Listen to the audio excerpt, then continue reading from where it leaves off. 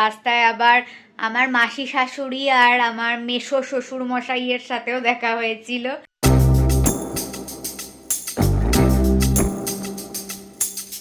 এখন না, এখন না। আমি দাদাটাকে জিজ্ঞাসা করলাম যে এখানে কোথায় রিপেয়ার হবে, তো বললো যে এখানে তো হবে না, এটা বাইরে ব্যাঙ্গালোরে যাবে রিপেয়ার হতে। আকাশ এসে গেছে আর আমরা বেরিয়ে গেছি, আর আমরা শুধু বেরিয়েই যাইনি, আমরা ব্লাউজের দোকানের কাছে পৌঁছেও গেছি। Hi guys, good morning and welcome back to a new blog. আজকে আমি উঠে অলরেডি আমি ওয়ার্কআউটের ড্রেস পরে নিয়েছি। সকালবেলা ব্লগটা করা হয়নি এক্স্যাক্টলি ঘুম থেকে উঠে, তো আপাতত ওয়ার্কআউটটা কমপ্লিট করে নিয়ে তারপরে বাকি ব্লগটাকে কন্টিনিউ করছি, দেখতে থাকো। Hi guys, I am done with the workout. এবার আমি চেঞ্জ করে খাবো। তো মা এখানে চা দিয়ে গেল, চাটাকে খাচ্ছি, অ্যান্ড এখানে আমন্ডসও দিয়েছে, আমন্ডসটাও খেয়ে নেব। তো আমার ইউটিউবের ব্লগটা 80% মতন এডিট করা হয়ে গেছে, একটু পরে আবার করব, কারণ আমি কনস্ট্যান্ট একভাবে ফোন ধরে এডিট করলে আমার ঘাড়ে খুব ব্যথা করে, তার জন্য আমি কনস্ট্যান্টলি মানে পুরো এডিটটা আমি একেবারে শেষ করতে পারি না, আমার 2-3বার টাইম লাগে এডিটটা পুরো শেষ করতে। তো এখন 80% মতন হয়েছে, বাকি এডিটটা আমি একটু পরে করব। আগে আমি জলদি গিয়ে একটু ফ্রেশ হয়ে আসি, অ্যান্ড স্নান টান করে ফ্রেশ হওয়ার আগে আমি ভাবছি মুখে একটু ফেস প্যাক লাগাবো, ফেস প্যাকটা ধুয়ে একেবারে স্নান টান করে ফ্রেশ হয়ে চলে আসবো। তো ফেস ওয়াশের জন্য আমি বায়োটিক বায়ো মর্নিং নেকটার এই ফেস ওয়াশটা ইউজ করলাম, অ্যান্ড ফেস প্যাকের জন্য আমি এই ফেস প্যাকটা ইউজ করব, যেটা নতুন আমি রিসেন্ট পারচেস করেছি ডট অ্যান্ড কি থেকে। তো আমি স্নান টান করে একদম ফ্রেশ হয়ে চলে এসেছি, এবার একটু মর্নিং স্কিন কেয়ার করে নিই।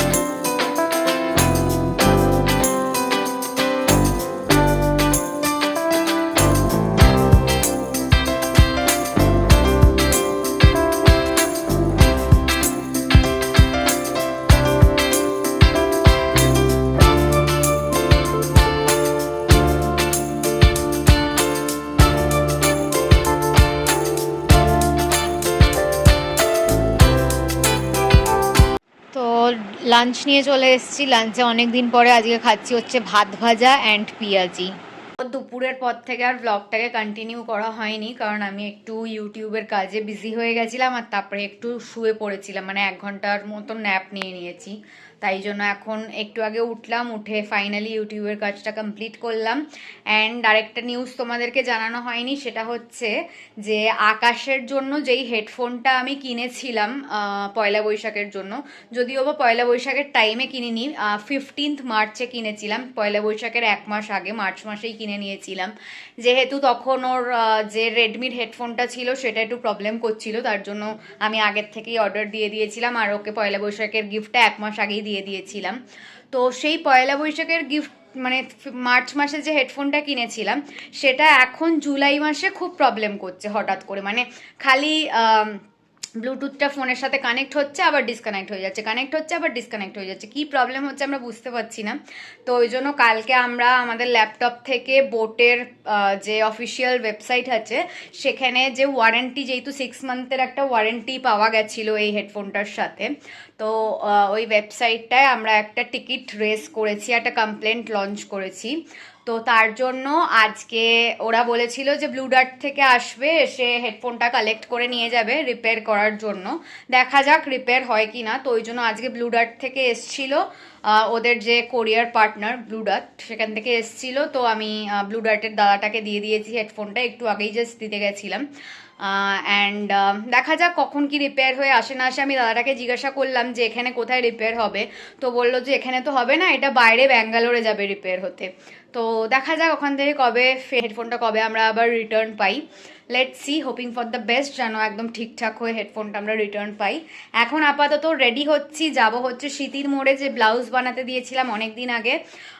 ডেট তো দিয়েছিল আমাদের 3-4 দিন আগে, 5 দিন আগে মতন আমাদের ডেট দিয়েছিল, বাট যখনই ফোন করছি বলছিল যে হয়নি হয়নি, পরের দিন এরকম করছিল।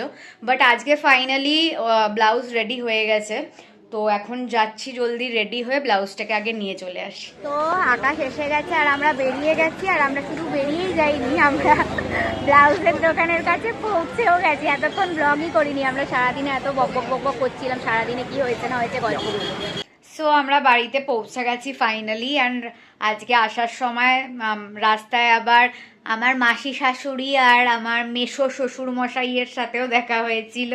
ওদের সাথে দাঁড়িয়ে কিছুক্ষণ গল্প টল্প করে নিলাম, ইয়ার্কি ফাজলামি মেরে নিলাম, তারপরে বাড়িতে চলে এসেছি। অ্যান্ড এখানে কালকে ও যেই মোমোটা এনেছিল সেটাকে এখন গরম করে আনলাম, সেটাকে খাবো।